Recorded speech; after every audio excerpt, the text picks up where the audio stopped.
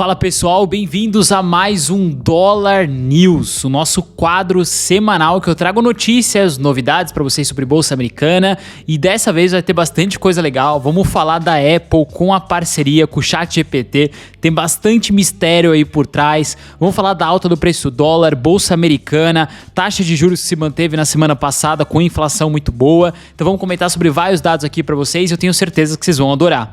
E lembrando, se vocês curtem esse tipo de Dólar News, esse quadro, deixa a curtida aqui já agora, principalmente se você já gosta, que eu tenho certeza que a gente vai entender que tem que trazer isso mais para vocês. Bom, falando de Bolsa Americana aqui, o que a gente consegue enxergar?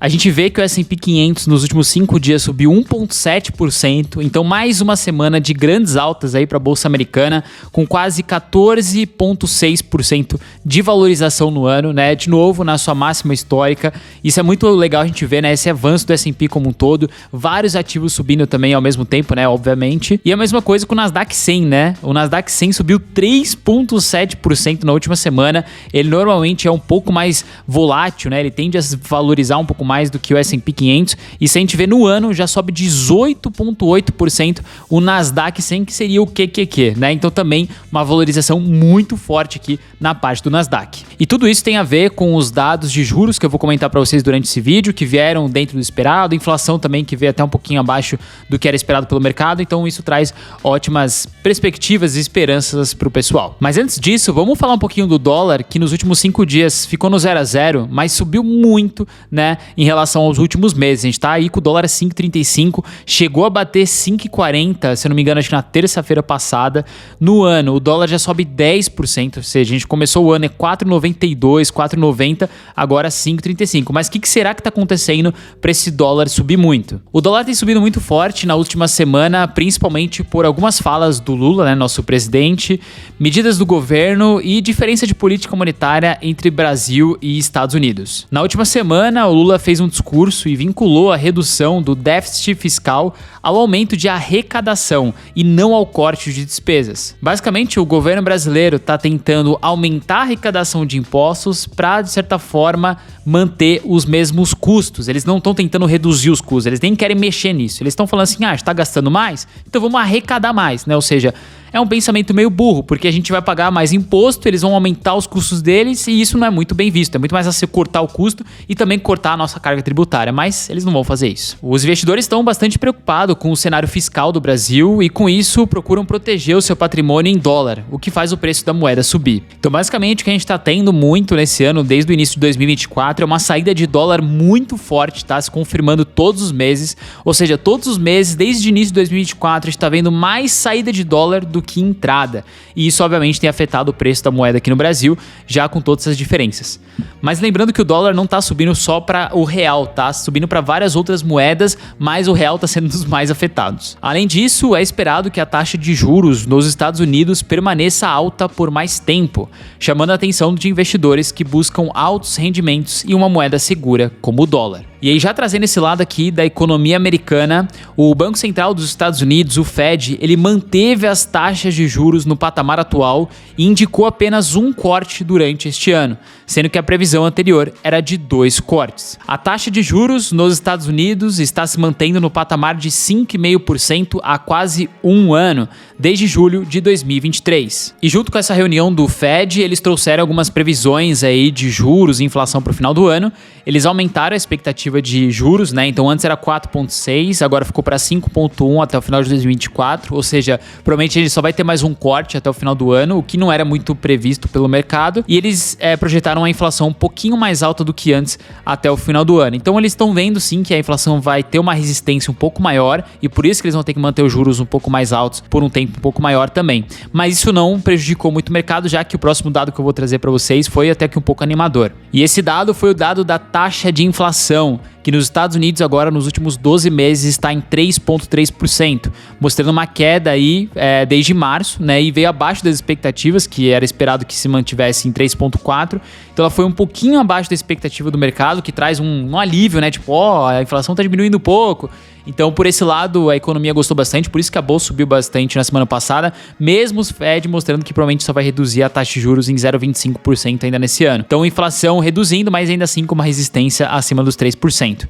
Fed quer ver essa taxa de inflação aqui abaixo dos 3%, né, chegando ali bem próximo dos 2%. Nessa reunião do Fed, eles declararam também que nos últimos meses houve um progresso adicional em relação à inflação, enquanto na reunião anterior a essa eles diziam que faltava um pouco de progresso. Cerca de 61% do mercado espera que o Fed realize um corte de 0,25% nos juros na reunião de setembro. E se de fato esse corte de juros vier em setembro, provavelmente em novembro a gente vai ter a taxa se mantendo nos patamares atuais, né, de 5,25% e talvez, quem sabe, um corte ali em dezembro, tá? Mas eu acho muito mais provável eles jogarem isso para janeiro de 25 ou março de 25, fazendo só um corte mesmo esse ano. Vamos acompanhar, mas pelo menos a expectativa do mercado está bem atrelado com o governo americano. Agora já trazendo dados da União Europeia, que disse que vai aplicar uma nova tarifa de até 38,1% para a importação de veículos elétricos fabricados na China. As tarifas variam de 17,4% para BYD até 38,1% para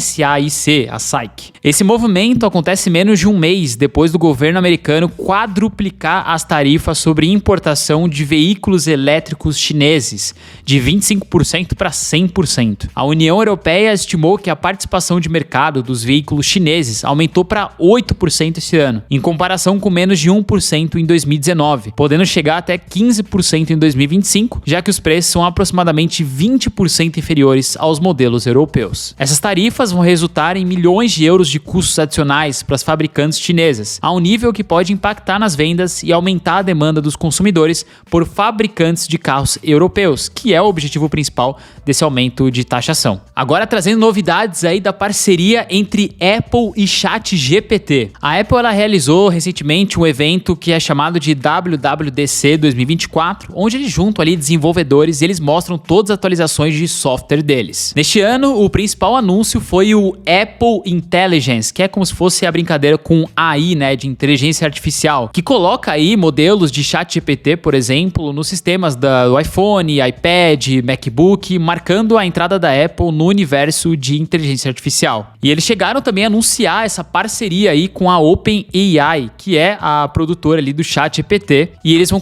integrar, né, essas funcionalidades em todos os seus produtos e vai gerar ali umas consultas mais complexas, né, mais inteligentes, onde você vai poder gerar textos, fazer resumos, né, impulsionar as capacidades da Siri.